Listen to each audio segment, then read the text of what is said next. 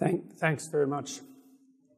So, today's theme is understanding, and so what we're going to try to do, building on the last talk, is to understand what's been happening, I would say, under the subsurface of easily perceptible reality. You know, the world manifests itself at many layers.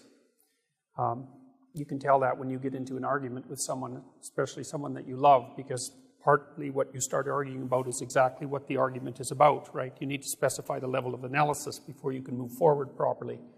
And specifying the level of analysis is a very difficult thing. So I'm going to try to specify, I'm going to try to make the case, or I'm going to make the case that what we're seeing unfold around us right now in this era of increasing polarization is the consequence of a very serious war of ideas that's really been going on for, I suppose, 150 years, and in some ways longer than that. And that it's necessary to understand the war of ideas, to understand the polarization, and maybe to see a road clear to ameliorating it. Talks entitled Identity Politics and the Marxist Lie of White Privilege. And I want to make a very careful case for the validity of that title, because one thing that's useful to note is that there is no question that some people have more privilege than other people. In fact, you might make the case that every person has more privilege in some manner than every other person. So you have to give the devil his due, so to speak. That's a very important thing when you're dealing with ideas. You can't just throw everything away, even if it is part of something that you feel deeply runs contrary to your deepest moral instincts. You have to give it its place so you can formulate proper arguments. So we're going to try to do that as well. So we'll start with an analysis of the Marxist worldview, and I'm going to try to get to the bottom of it to some degree. So, for Marx, history itself could be viewed as a never-ending sequence of battles between the oppressed and the oppressor. Now, Marx was more specific than that because he took an economic view of history, a deeply materialistic view of history, and believed that people were fundamentally motivated by economic motives.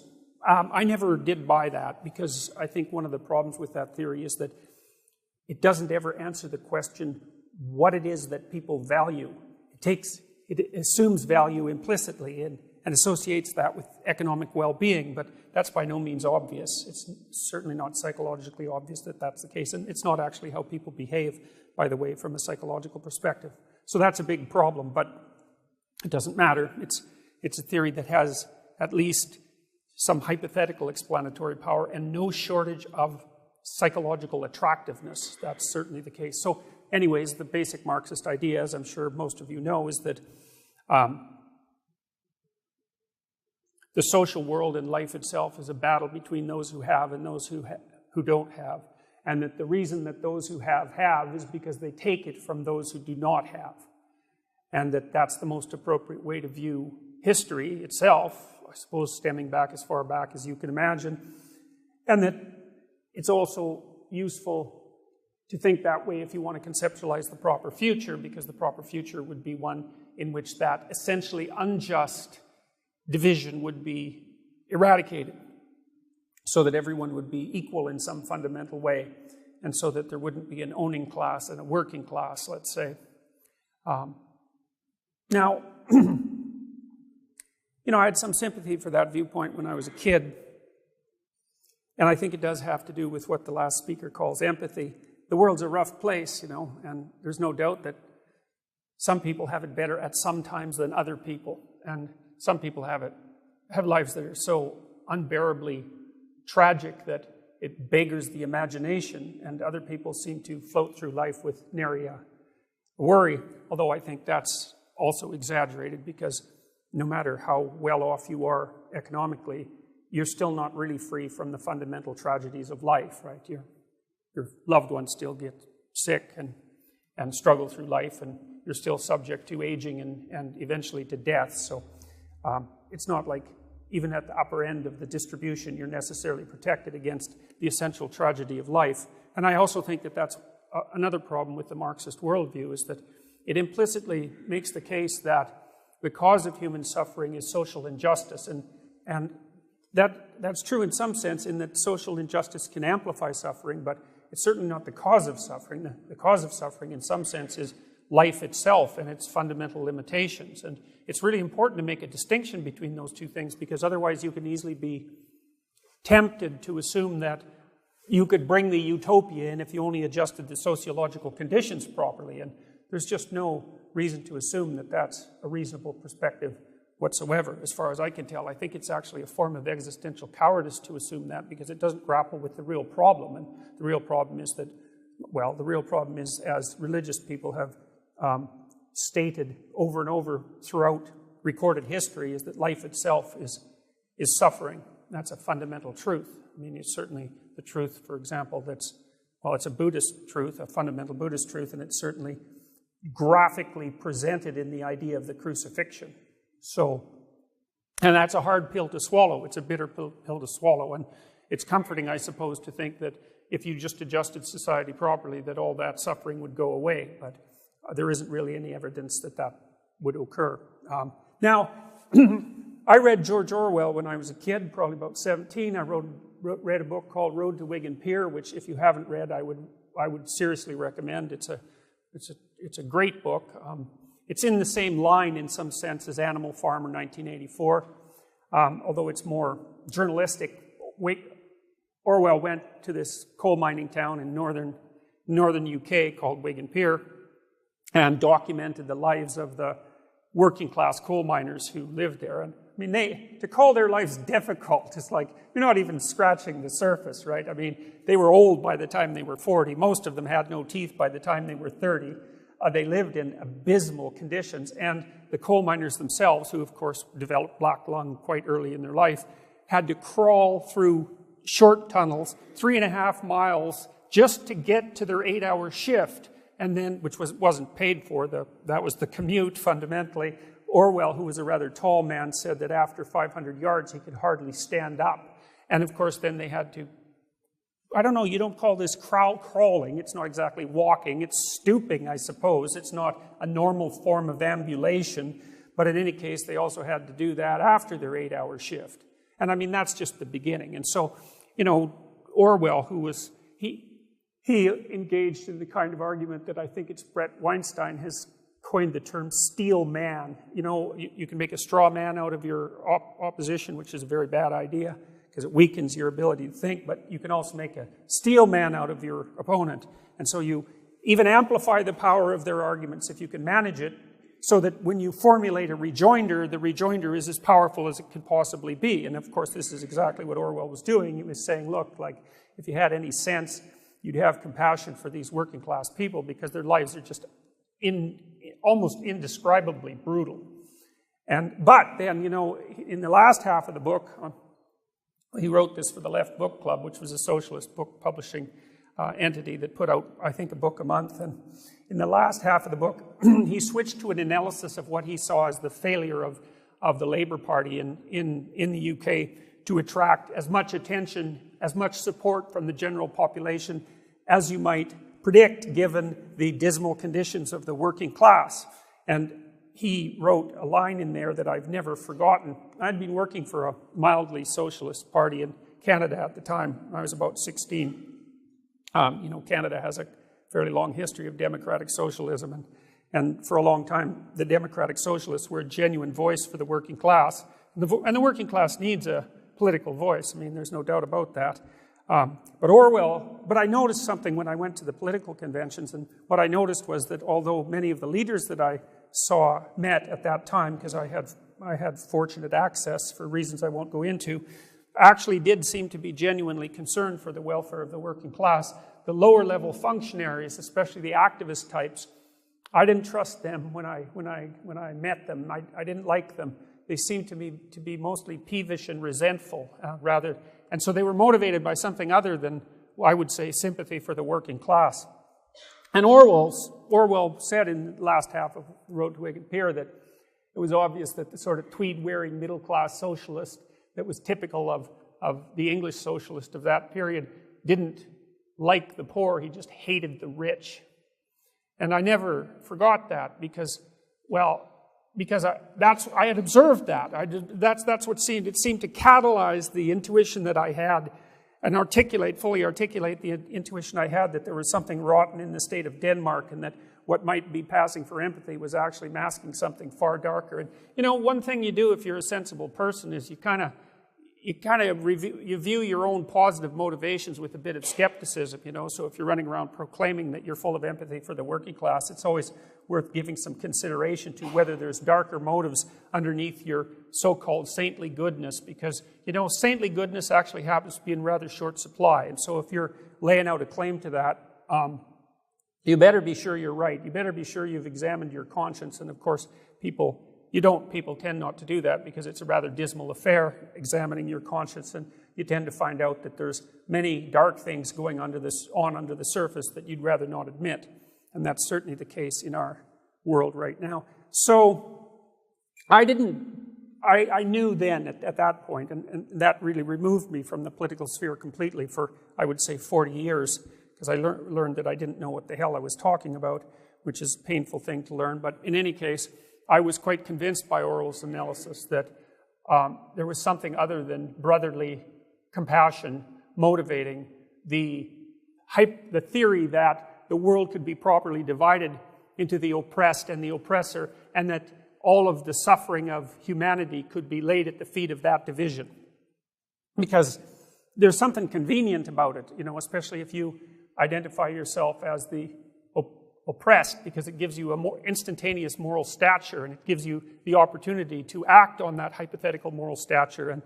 And then I started to study what happened in the Soviet Union. So, and I'll tell you about that in a minute, but I'd like to contrast a bit the idea, this would be the classic idea of suffering in the West compared to the Marxist idea. And so, in some sense, suffering comes into the world from a mythological or symbolic perspective when Adam and Eve become self-conscious in the Garden of Eden. They become self-conscious. They become aware of their own nakedness, right? And to become aware of your own nakedness is to become aware of your vulnerability. That's why people have nightmares about being naked on stage, And to know that you're naked is also to be aware of that is to also understand your limitations in time and space. But that's also why Adam and Eve developed the knowledge of good and evil at the same time, which is a very difficult thing to figure out, because you see, if you know that you're naked and vulnerable and you know that you can be hurt, which is the same thing, then you know how to hurt other people. And you know that consciously. And that's something that characterizes human beings in a way that no animal is characterized. No animal has that knowledge. Animals are predators, but they're not cruel.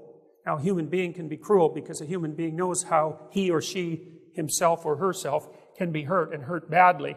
And so you can't become self-conscious of your own vulnerability and your mortality without simultaneously becoming a moral agent, essentially. And so that I found that very interesting. But anyways, you all know the story. What happens as soon as Adam and Eve have their eyes open and make these terrible discoveries, they're cast out of paradise. And that's a story about how painful it is to learn something that's deep and true, because almost always when you learn something deep and true, it breaks your current state of complacency and knocks you for a loop, and maybe you recover and maybe you don't. And I would say the entire corpus of the biblical works after the fall is an attempt to put Humpty Dumpty back together again. That's one way of thinking about it, or to return to the paradisal state, or to determine how that might be the case. In any case, God casts Adam and Eve out of paradise, and one of the things he says, he explains to both of them exactly what their lives are going to consist of, and what they're going to consist of is a fair bit of suffering and work. And for the woman, it's work related to childbearing in many ways, but also a destiny of something approximating subjugation. Because of her vulnerable state, she's going to be under the dominion of the man. And I don't think God necessarily says that as a good thing. It's a curse. The whole post-lapsarian discussion with God is a series of curses. And the man of course, he doesn't really get off much easier, because God points out that he's going to have to work for his living, which is something that only human beings do in some real sense. We forego current pleasures in order to ensure that the future isn't as horrible as it could be. That's a reasonable way of putting it. And so, in that document, which I'm making reference to because it's at the cornerstone of the ideas of Western civilization, suffering is something that's endemic to life. And of course, you have a choice about what you're going to do about that. One of the things you're supposed to do about that, I suppose, in principle, if you're a Christian, is accept that voluntarily, which is a very terrible thing to do. And that's associated, I suppose, with the imitation of Christ and with the idea that everyone has a cross to bear. The idea is that you have to accept that voluntarily, right, and take individual responsibility for it. And that's no joke. I mean, that's a hell of a thing to lay at the feet of someone that's vulnerable and mortal. You might think that it's only the sort of burden that a God could take on voluntarily. Anyway, so suffering is built into the structure of existence, and there's no one there to blame except the human, original sin. I suppose that's one way of thinking about it, the proclivity of human beings to be self-conscious and to undermine ourselves constantly. It's laid at the feet of our intrinsic being. It's not someone else's fault. Now, you see that also laid out in the story of Cain and Abel, which is a remarkable story. It's only about a paragraph long. It's one of the most amazingly condensed stories that I've ever come across. And Cain really tries to blame his suffering on God. His sacrifices aren't accepted. He doesn't really know why. The story kind of implies that maybe he's not putting his whole heart into it, and he's very angry about the fact that he's breaking himself in half, offering up these vegetables, and God is rejecting them. And whereas Abel, it's like he makes his sacrifices and God smiles on him and everybody likes him, and he's a good guy too, which is really annoying, because if you're successful, you should at least have the decency to be a jerk about it.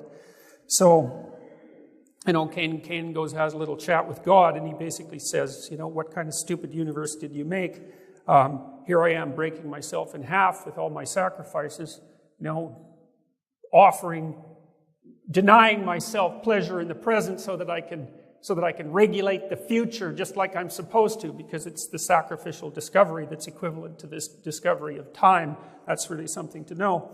And, God basically tells him that it's his own damn fault that his sacrifices are being rejected, and that he's allowed sin to come into his life and, in some sense, interact with him creatively. There's a sexual metaphor in there. It's as if Cain has invited sin into his house and mated with it in some sense, and given rise to some monstrous thing that's now possessing him. So it's a creative union with resentment and hatred. And so God basically says, well, why don't you go get your own house in order before you criticize the structure of being. And that's exactly what Cain doesn't want to hear. And he's not very happy about it, and his countenance falls, right? And then what does he do? He goes off and kills Abel. And then, and he kills his own ideal. So that's a hell of a thing to do to yourself. You have to be pretty enraged before you'll destroy your own ideal, because your life is basically over at that point. And, God says, or Cain says to God, after God gets wind of this, that his punishment is more than he can bear. And then, the next story is the flood. And it's not accidental that those two stories are juxtaposed in that manner, because if that way of thinking propagates through the social world, which happens to Cain's descendants, by the way, then all hell breaks loose and everything's washed away.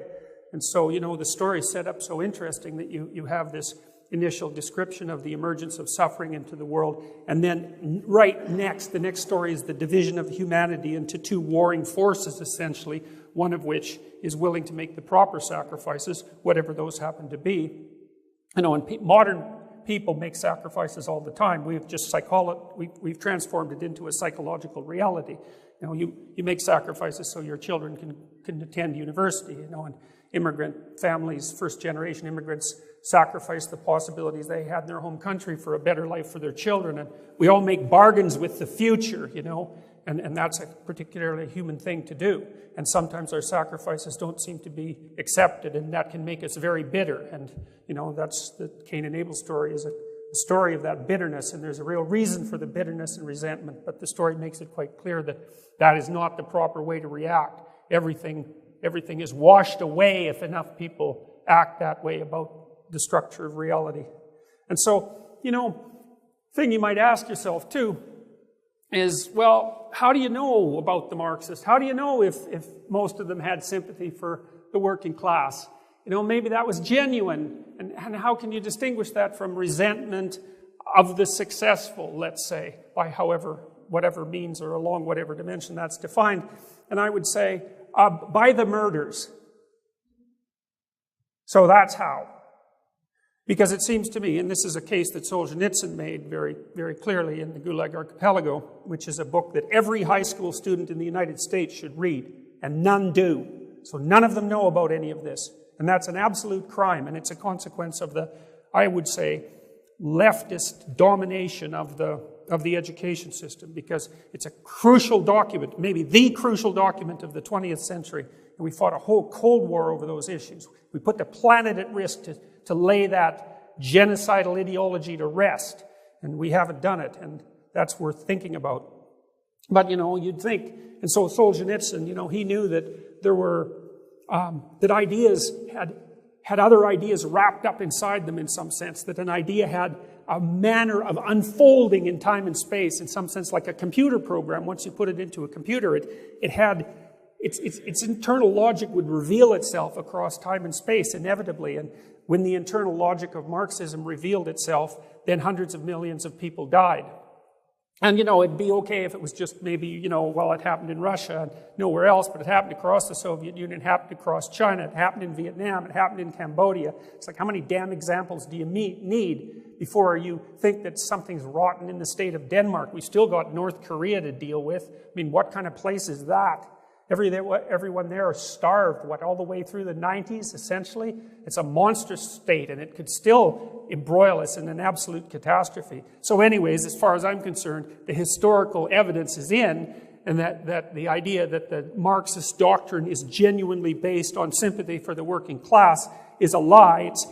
That history itself has shown that that's false. Now, maybe the revolutionaries back in 1917, they didn't know. They were, there was trouble in Russia in 1917, right? It was an ugly situation. And maybe they had sufficient justification to assume that their utopian vision was a historical possibility. I'm not convinced of that, by the way, but I think you could make that case. I think they were motivated by resentment and hatred right from the beginning. But you could make the case that at least they also had the benefit of ignorance, but we don't have that now. It's like, I don't know how much proof you need. If you need more proof than the 20th century provided, then the next layer of proof is going to be the annihilation of everything, because we came very, very close to that a number of times, especially in the late 20th century. So I'm buying the resentment and hatred story over the we're all possessed by empathy for our fellow suffering human beings story. So especially because I don't think that you get to be good just by adopting the proper ideology. I don't think that's how it works. That's a little bit too simple-minded in my estimation. Being good in a genuine sense is a very difficult thing. It means the opposite of being evil. And if you don't think evil exists, then you're not awake. And the opposite of evil, since evil is so attractive, is something very, very difficult to attain. And you don't get to portray yourself as good just because you've learned in a week the tenets of, let's say, postmodern neo-Marxist theory, which a week is about all it takes to learn them. In fact, you could probably learn them in an afternoon if it was sufficiently propagandistic. Well, so what happened? Well, you know the story. It's a terrible story. The more you read about what happened in the Soviet Union, I'm not as expert in what happened in China, although the death toll in China was larger than the death toll in the Soviet Union, and Mao was an absolute monster. Well, first of all, the Russians, and this is where the story gets interesting. This happened right in the 20s, so one of the first things that happened after the Russian Revolution is they're going to collectivize agriculture. And, wasn't that long before that the Russian farmers were serfs, right? They're basically slaves for all intents and purposes. They got freed, 30 years before that, something like that. No time, historically speaking. And so a couple of them a small percentage of them had struggled up through the serfdom,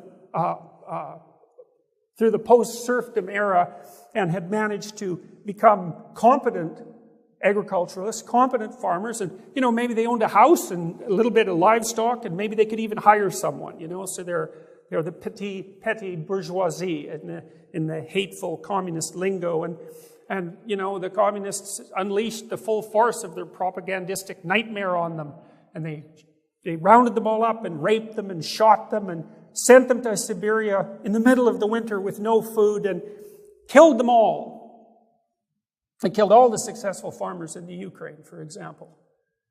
And that was an absolute catastrophe. And it's really interesting to look at the details, because all you have to do is imagine a little town. If you know anything about little towns, maybe there's a couple of people whose success puts them ahead above the rest, And then there's the people in the town who are useless and don't do any work and aren't going to look in the mirror and think that they're useless and resentful and cruel. They're going to look in the mirror and say that they're the victims of injustice, and that the reason these people are successful is because they're crooked and they've stolen everything. And then the communist intellectuals ride into town and give them an intellectual story that matches their feelings of resentment, and all hell breaks loose. And that's exactly what happened. And, you don't have to use your imagination very much just to understand how awful that would be. And it was even more awful than you think. And then, of course, what happened was, because there was no more farmers left who knew how to farm, and collectivization was an absolute bloody catastrophe. 6 million Ukrainians died in the 1930s. And if you went out and polled your high school students in the United States, I bet you wouldn't find 1 in 20 who knows about that. And you got to think, what the hell's going on? How can we not know about that? It wasn't very long ago. It was a death toll roughly equivalent to the Holocaust. Now, the Holocaust had its own set of unique horrors, but what happened to the Ukrainians in the 1930s, that was no cakewalk. And that was just the beginning, right? And that was kind of blamed on Stalin's cult of personality. But that's a post hoc rationalization for the catastrophic failure of a resentful ideology. And of course, there was the 1956 crackdown on Hungary and the 1968 invasion of Czechoslovakia. And despite the, most pious wishes of the bloody Western intellectuals, the Russians, the Soviets kept doing exactly what they shouldn't have done if they were proper moral agents. But the intellectuals, generally speaking, were too hidebound and arrogant and resentful to notice what was happening and to comment on it, with very, very, very few exceptions. Orwell had a hell of a time getting Whig and Peer published. It wasn't the sort of thing that the Left Book Club wanted to hear. And it just got worse from there. And it's not like people didn't know in the West. Malcolm Muggeridge had documented what happened to the Kulaks pretty nicely in the 1920s. Because, it was complicated. We might have hoped that the Russian Revolution would succeed, and then the Russians were our allies in World War II, and the whole Spanish Civil War messed things up from a conceptual perspective. But it wasn't like the intellectuals could have known. Orwell knew. Other people knew. Malcolm Muggeridge knew. So it was head-burying in a terrible way. It's right, looking the other way when massive crimes were being committed. And the intellectuals in the West bear particular responsibility for that. So anyways, look, by the late 1960s, however, the stories that had come out of the Soviet Union and the historical evidence for their misbehavior had become so overwhelming and so awful that even the most stubborn of idiot French intellectuals had to admit that there was something up, right? And that would include people like Jean-Paul Sartre, who really didn't repudiate the Communist Party till approximately 1968. He wasn't a card-carrying member, but he was certainly a sympathizer, and there were no shortage of sympathizers for Marxism among the French intellectuals, far longer than there was any moral justification for that. And again, I attribute that kind of willful blindness not only to a tremendous intellectual arrogance, but also to the unwillingness to cast aside their essential resentment. So then, and then certainly even if Marxism wasn't completely dead as a moral force by the 1960s, it certainly was dead by 1973, 1974, when Solzhenitsyn published the Gulag Archipelago, because that was a book of unparalleled moral force, and it absolutely demolished whatever moral and intellectual credibility communism had ever had by documenting the causal relationship between the underlying doctrines and the genocidal consequences that followed.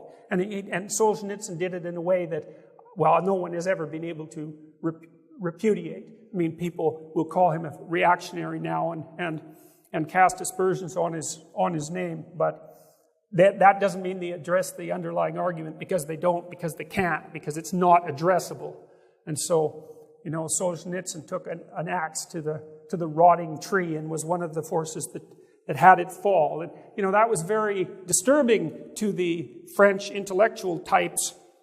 They weren't the only people who were trying to propagate the remnants of Marxism in the West. There's the Frankfurt School that was made reference to earlier, although I think the postmodernists are a much more insidious force than the Frankfurt School, because their Marxism is more hidden.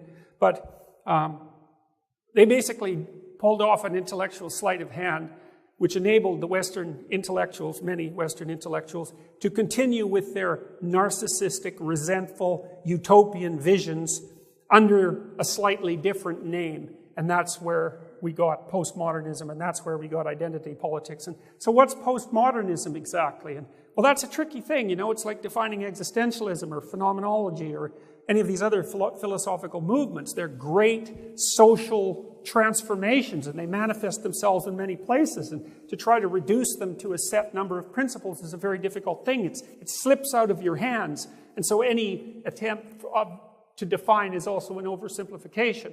But nonetheless, we'll proceed with our oversimplification, because we have to do that to some degree to think. So postmodernism is an attitude of skepticism, irony towards and rejection of grand narratives. Well, that's a problem. It's grand narratives that hold cultures together. So it's fine if you reject them, and you can also point out that they're narratives, and you can also point out that they're in some sense grand fictions. And I'm an admirer of fiction, because fiction can tell you the truth sometimes in a way that fact can't, right? Otherwise we wouldn't read fiction. There would be no such thing as great literature.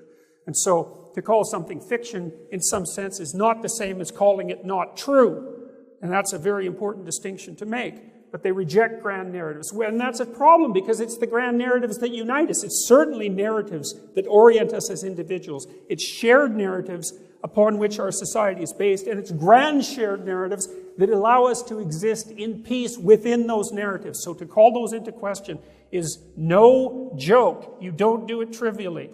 And it's no different, as far as I'm concerned, than playing oppressor-oppressed politics in some sense, because the Marxists, what they were trying to do was call the grand narrative, let's say, of Western liberalism and capitalism into question, and the postmodernists did that under a different guise. Now, there were many factors that led to the rise of postmodernism, and I'll talk about some of the other ones, but there also reject ideologies and universalism, including objective notions of reason. That's a problem. Human nature, that's a problem. Social progress, absolute truth, and objective reality. Well, you know, that's a long list of things to criticize, right? So we got to walk through that again. They criticize the notion of objective reality. Well, you know, objective reality is a very, very complicated thing, and our knowledge of it is approximate at best. But to criticize the idea that it exists in and of itself is to destabilize us at the most fundamental possible level. And I would say that the fact that destabilization is an inevitable consequence of postmodern thinking is actually the reason for the postmodern thinking, right? Because it's a transformation. And I'm not inventing the idea that postmodernism is a transformation of Marxism. Derrida, who I would say is the lead jester who was running the postmodernist circus, has stated very clearly that his thought was a transformation and development, further development of Marxism. Well, objective notions of reason. Well, unless we share notions of reason, we can't communicate. We reject ideas of human nature. Okay, well, they did that in the communist countries. There's no human nature. Well, what does that mean? It means I can make you into anything I want. That's a big problem. You know, because it also replaces human nature with someone's theory of human nature. And if you think you have a theory of human nature that's as grand as human nature itself, then you're exactly the sort of arrogant totalitarian that's going to produce the kinds of theories that devastated the Soviet Union and China. You just do not know enough. You can't map yourself. You don't know enough about other people. So even if you have a coherent theory of human nature and it's relatively informed, let's say scientifically, it's fragmentary and partial at best, and there's no way that you can predicate an entire political system, a social system on that. You're just too ignorant.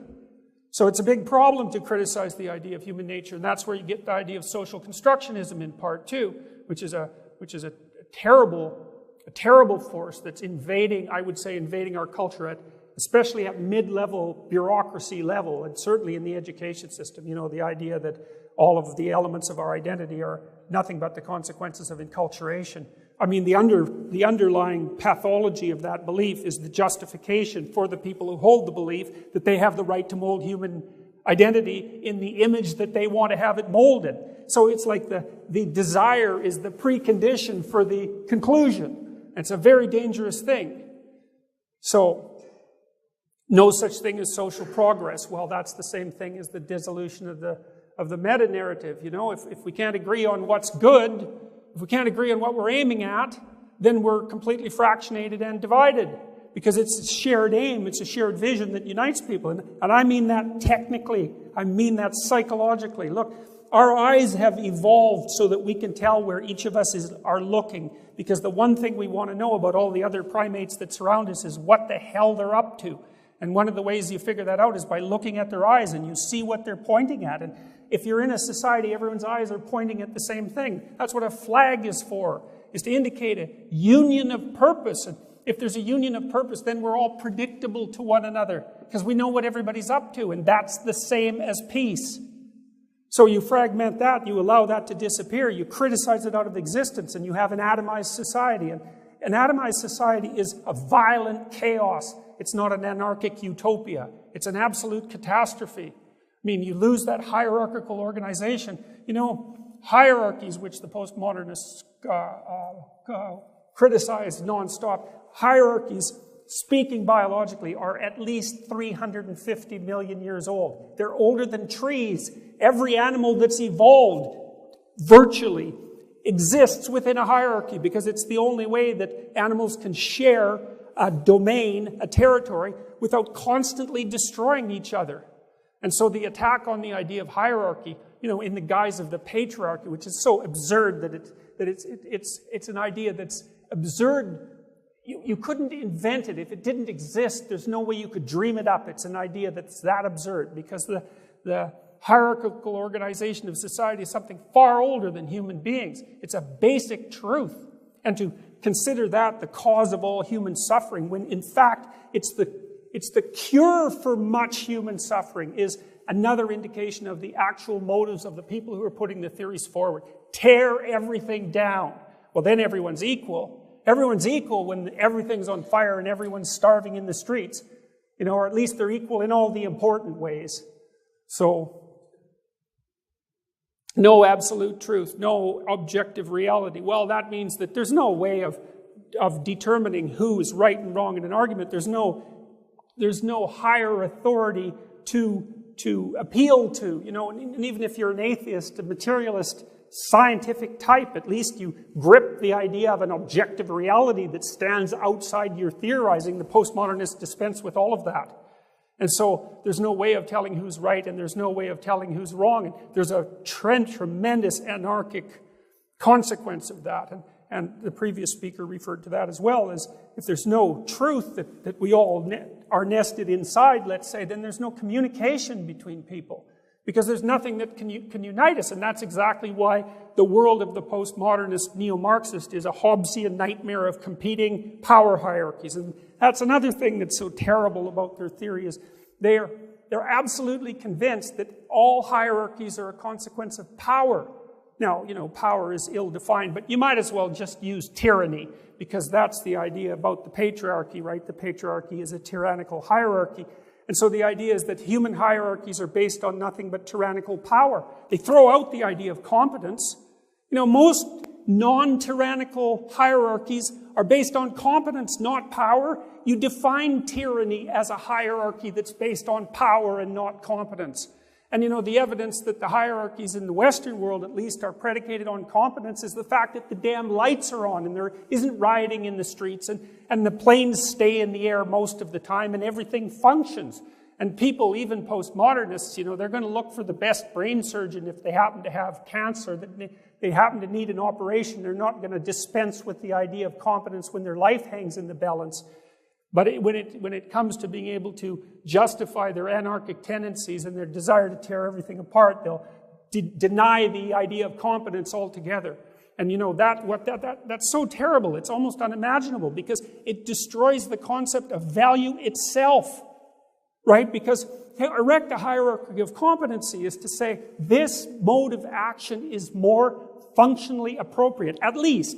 Or you could say better. This mode of action is better than this mode of action. And if you don't have any distinction between modes of action that are better or worse, then you have no direction in your life, right? Because it's the distinction between things in terms of quality that gives direction to your life. And that's what gives meaning, positive meaning to your life. So if you eradicate the competence hierarchy, you blow out the value structure, then no one has anything to aim for. And all there is chaos.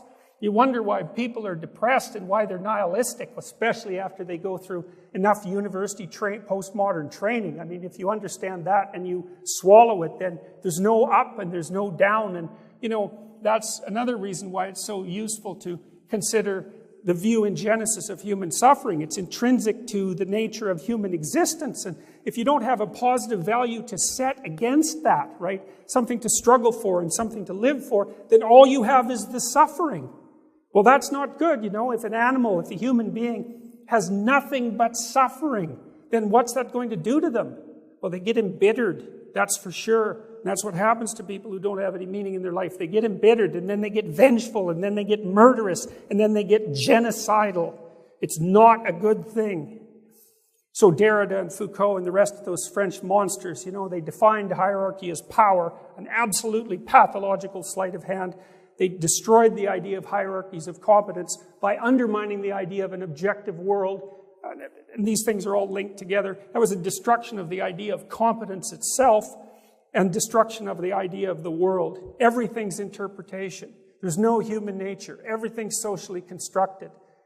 And, you see this even in small ways. And they'll be teaching your kids this in elementary school in no time flat, because it's already happening in Canada. So, if it hasn't happened here, it's going to, and it'll be within the next 2 or 3 years. They're starting to teach kids postmodern literary criticism as the initiation into literature appreciation. And if you're a postmodern literary critic, there's no great works, because there's no great.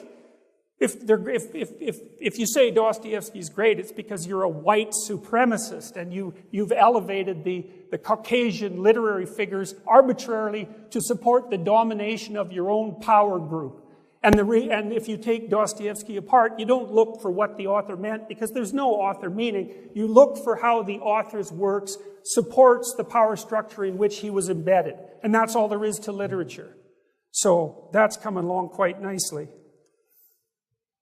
So, according to the New Radicals, the Enlightenment-inspired ideas that have previously structured our world, this is a quote, by the way, according to the New Radicals, the Enlightenment-inspired ideas that have previously structured our world, especially the legal and academic parts of it, are a fraud perpetrated and perpetuated by white males to consolidate their own power. And those who disagree with that statement are not only blind, but bigoted. The Enlightenment's goal of an objective and reasoned basis for knowledge, merit, truth, justice, and the like is an impossibility. Objectivity, in the sense of standards of judgment that transcend individual perspectives, does not exist. Reason is just another code word for the views of the privileged. The Enlightenment itself merely replaced one socially constructed view of reality with another, mistaking power for knowledge. There is nothing but power. That's from Daniel Farber and Suzanne Sherry, Beyond All Reason. It was quoted in the New York Times. Not but power. Well, then you might think about that one for a minute too, because if you formulate a political doctrine, or let's say an ontological or epistemological doctrine even more deeply, that says there's nothing but power, then what do you do with the people who hypothetically oppose you? Well, obviously, you use force on them, because there's nothing but power. And so if the only reason that they exist and have their positions of privilege is because they've dominated through tyranny and power, you're fully justified in using that force against them. Well, especially if that's all there is. And that is all there is in the postmodern nihilistic Hobbesian nightmare. It's groups of people united by their, well, this is where it gets murky, by their group identity, whatever that is. It's socially constructed when that's convenient. So anyways, there's no individuals, there's just groups, and the groups cannot communicate with one another because there's really no way of engaging in reasoned discourse between groups of disparate origin. That's just part of the overarching white male patriarchy's justification for holding on to their power claims. They've formulated this theory that discourse between different groups is possible to make the system look less tyrannical than it actually is. This is the sort of thing that your kids are being taught in university. So,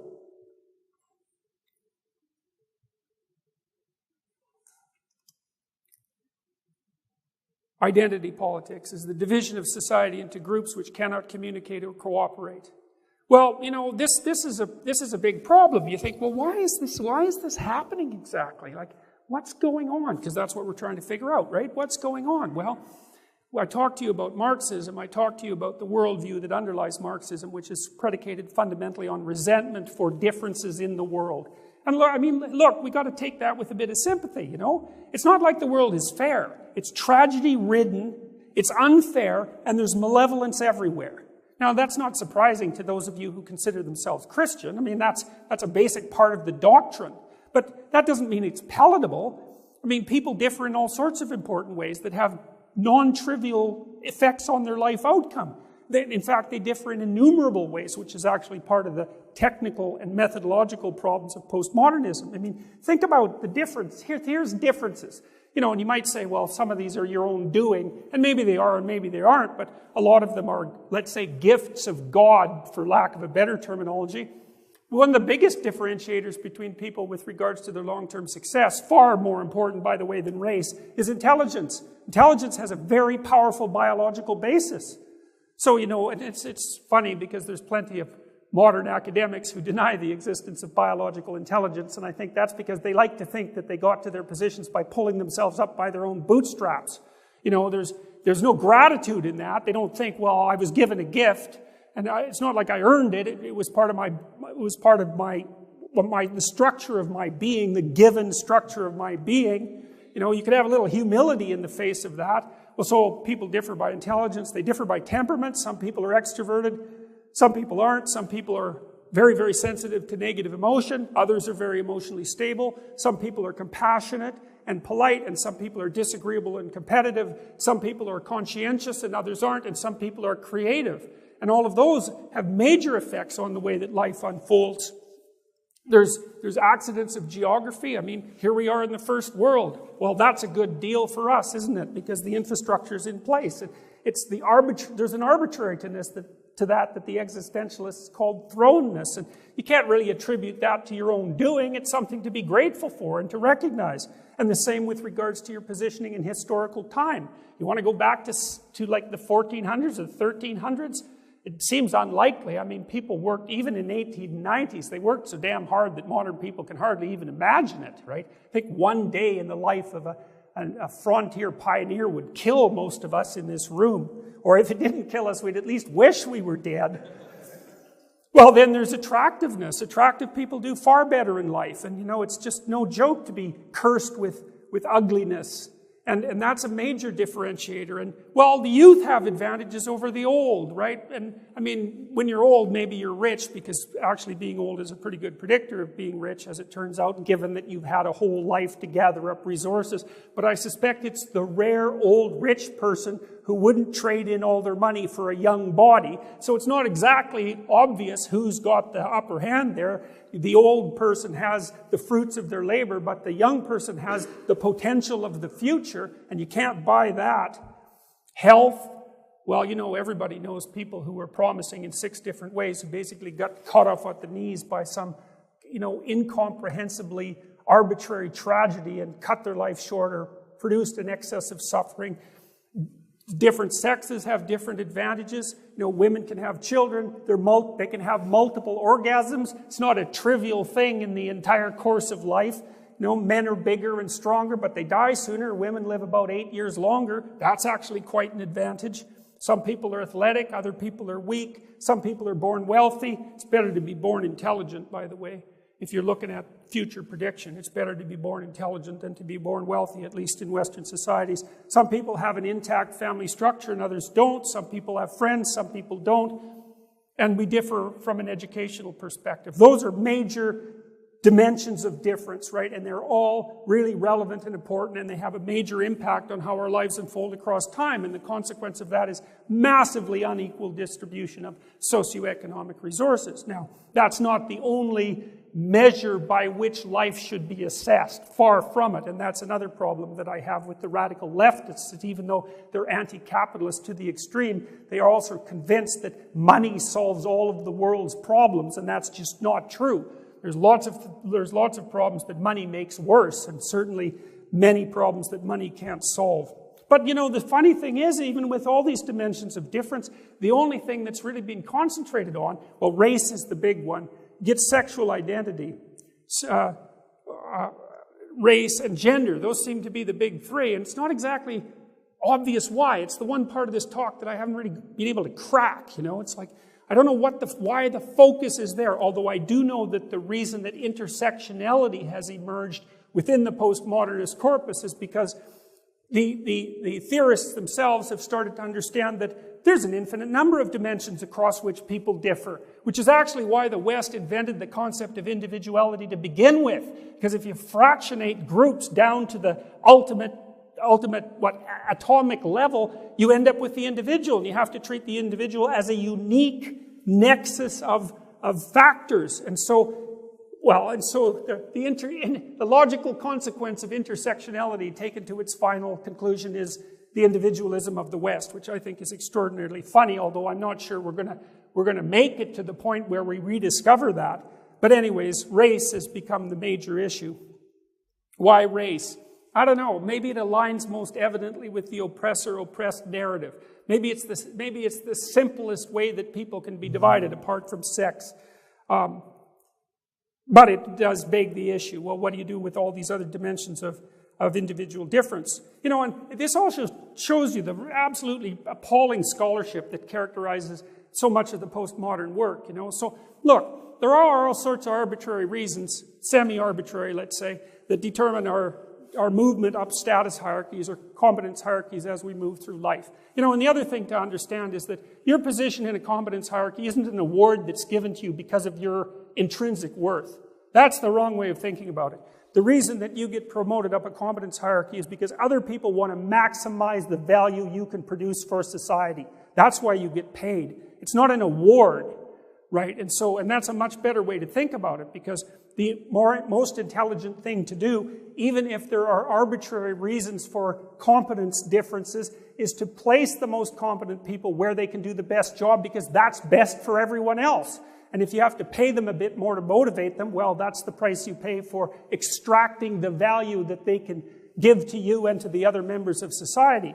It's not an award. It's not altruism. It's none of that. It's cold-hearted individual and social preservation, and it's the right motive. It lines everyone's motivations up properly.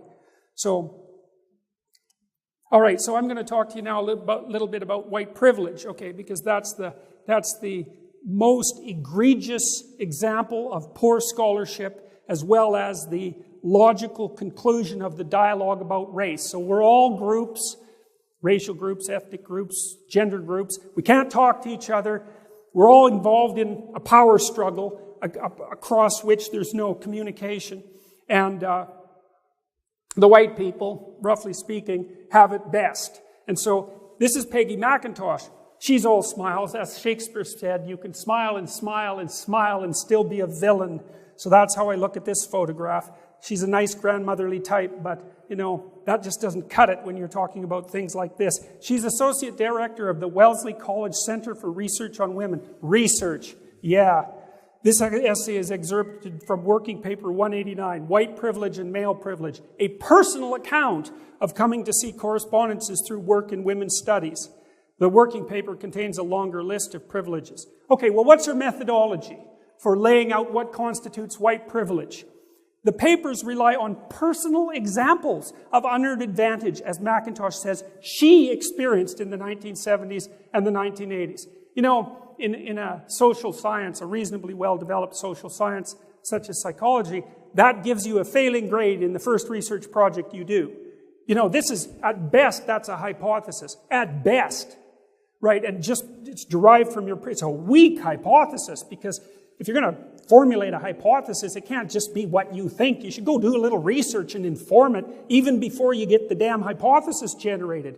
And then you have to go actually do the testing to see if your hypothesis holds up. Like, we could say, well, racial discrimination plays some role in unfair inequality in the West. It's like, okay, probably, right? For all sorts of reasons. Well, how much? Exactly. Like, really, exactly. Is it more important than intelligence or less important? What about attractiveness? Do we know? Do we know how much of the variance in outcomes it actually produces? We need to know these things. No, you know, it's okay. If you're a postmodernist, especially if you're working in an appalling field like women's studies, you can just use your own personal experience, and that's good enough. This is an incredibly influential piece of work she produced. Here's the white privilege list. I'm not going to go through it completely. I can, if I wish, arrange to be in the company of people of my race most of the time. If I should need to move, I can be pretty sure of renting or purchasing housing in an area which I can afford and in which I would want to live. I can be pretty sure that my neighbors in such a location will be neutral or pleasant to me. I can go shopping alone most of the time, pretty well assured that I will not be followed or harassed. I can turn on the television or open to the front page of the paper and see people of my race widely represented.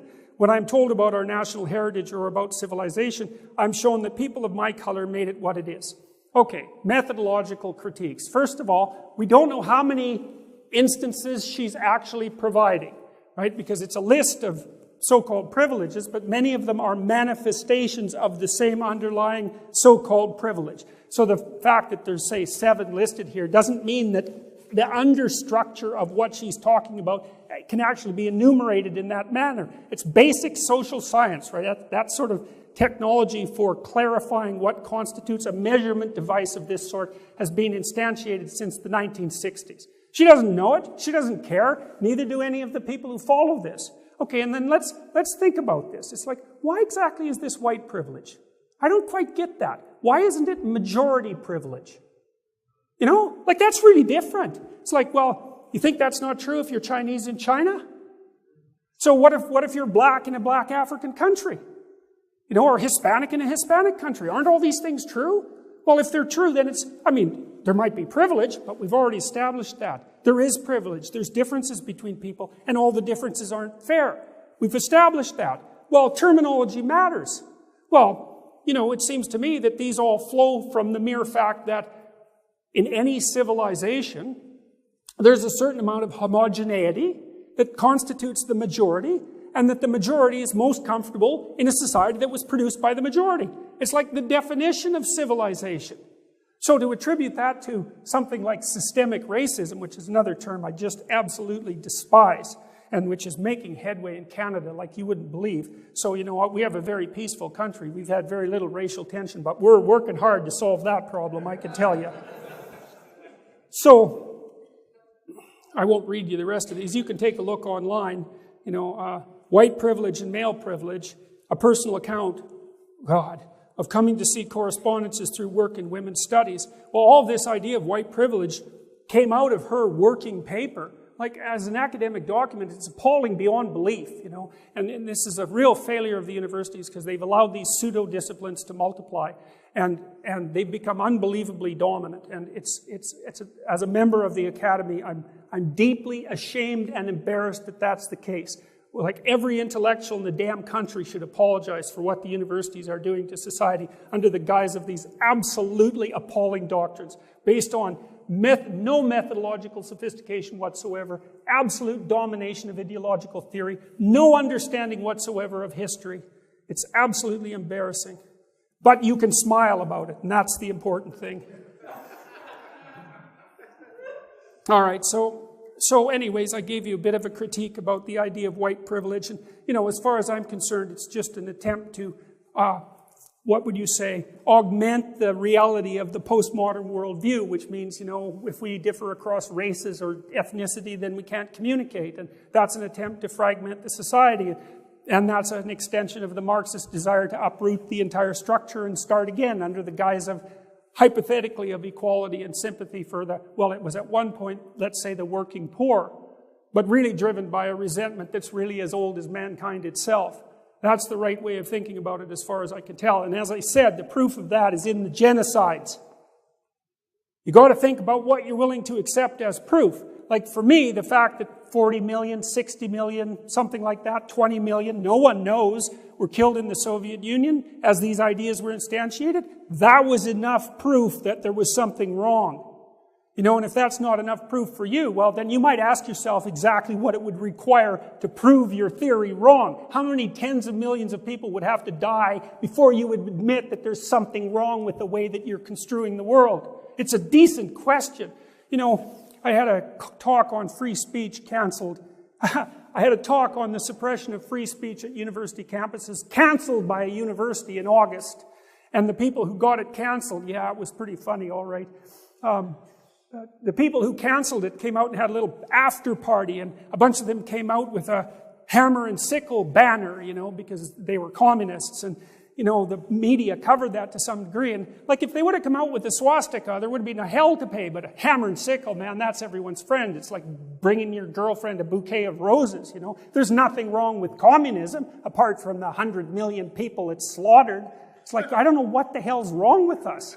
And I've tried to puzzle this out. Why? It's pretty obvious why the Nazis have a bad name. We really don't have to go into that. But it's not so damn obvious why the communists, the Marxists, don't have an equally bad name. And that students can come out and protest with the hammer and sickle intact and act morally virtuous. And people don't recoil from that and with absolute repugnance, which is, of course, the right approach. It's a very hard thing to figure out. So, maybe it has something to do with the universal utopian dream. It's at least universal, whereas the Nazi utopian dream was so delimited, that there was something more, aggressively evil about it, or obviously evil about it. Maybe it's that. But the net consequence was, from the perspective of numbers of people dead and horror, inflicted on the world. It's very difficult to tell the two apart. So, all right, so then the next question is, well, there's liberals, right? And I'm a liberal. I'm a classic liberal. And conservatives have a pretty good time making borders between things. It's actually one of the hallmarks of conservative thinking, but the left-leaning liberal types aren't very good at that from a temperamental perspective. And so, when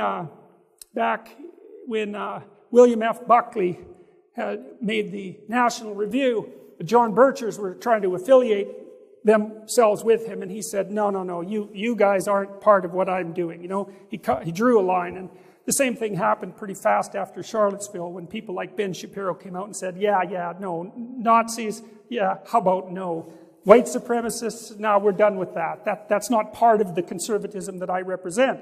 Well, the liberals need to do the same damn thing, but they're not very good at it. So I've got a basic primer here for all the liberals who might be paying attention to this at one point or another, how to identify the people from whom they should be rapidly dissociated. And this is the terminology: equality, diversity, inclusivity, equity. That's a bad one. That means equality of outcome.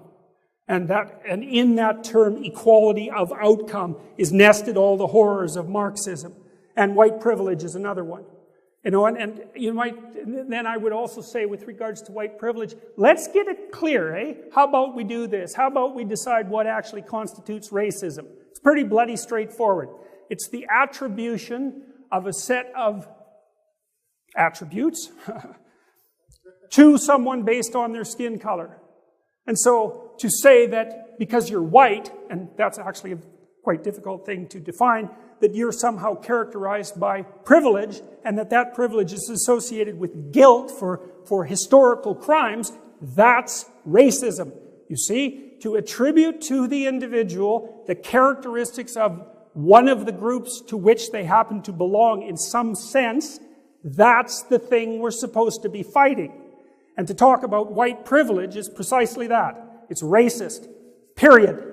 And obviously, self-evidently, because, well, look, it's based on race. You know, and the thing is, there's so many differences between people. There's so many differences between people. You can't just do that. You can't pull someone out and say, well, you're the member of this homogeneous category system, and I can ignore all your heterogeneity, the diversity that the left, radical left, is always talking about. I can ignore all that diversity, and I can attribute to you this set of properties, including your, let's call it, class guilt, for lack of a better term. If you want a formula that will break your society up in pieces, then that's the formula. And then you might also understand that the people who derive those formulas, that's exactly what they're aiming at. So it's not chance. And you might say, well, do all these neo-Marxist types know what they're doing? And the answer to that is, well, not at all. No more than every Christian is a theologian, or every Muslim understands the full doctrine of Islam. That just doesn't happen because we're pretty ignorant.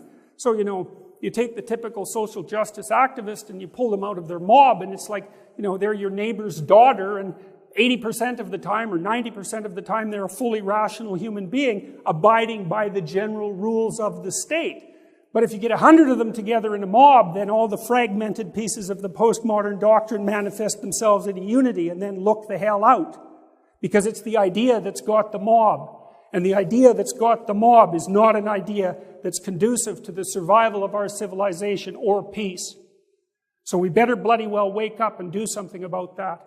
Now, partly what I've been doing, and this is quite interesting, and I'll stop with this. You know, for the last year, I've been in a very big political battle in Canada, and it's by no means over. That's beside the point. I don't even like being in political battles, but sometimes there's no choice. But I've been trying to figure out, like, increasing the polarization, which is something I've been accused of, obviously isn't helpful. It's not working in the United States, that's for sure. It's not working in Europe. It's not working in Canada. So it's not a good idea. And so, and sometimes to engage in the war at all, the battle of ideas is not to win, but to engage at all is to lose, because you increase the polarity. And so what I've been doing, I learned about this when I wrote my first book, which was called Maps of Meaning. I was looking for a third way, you know, between nihilism and group identification. What could be an alternative to those two? Because you need to identify with your group in some sense to have a purpose, right? That's being a civilized and socialized person. And if you lose that, then you descend into nihilism, and that's not good. But nihilism can kill you, and group identity can become totalitarianism. That's not good. What's the alternative? So I've been going around, well, on my YouTube videos, and then in my public statements, I've been talking to especially young men, because they're the ones who are coming to see me, weirdly enough, about responsibility and about truth.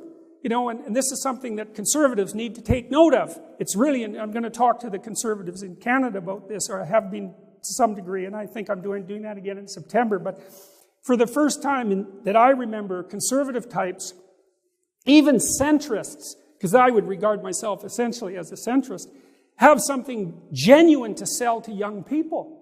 It's something that no one is selling to them, and that's like responsibility. Responsibility gives your life meaning. It's like, shoulder your damn burden, stand up, quit whining, don't be a victim, put yourself together, contribute to the world, accept responsibility, speak the truth, put the world together. Don't identify with your damn group, and don't perceive yourself as a victim. It entitles you to resentful vengeance, and it makes you weak. Why would you want to do that? Of course you're a damn victim. It's built into the structure of reality. Well, that doesn't mean you get to it doesn't mean you get to get murderous about it. It just makes it worse. So you got the motivation, like life is hard, there's no doubt about that, and it's certainly not fair in any of multiple dimensions. Well, how are you going to respond to that? Are you going to stand up and be useful? You're going to take that on voluntarily? Like, that's what it means to shoulder the cross, you know. It just means to take on the burden of suffering and malevolence individually and voluntarily. Well, people are dying for that message, man. You just can't believe how hungry young people are for that message. It's absolutely overwhelming. So we have to go back to the individual. We have to go back to the individual as the center of the cosmos, right? That image of God that the previous speaker talked about, that brings order out of chaos through the power of truthful speech. That's the core idea of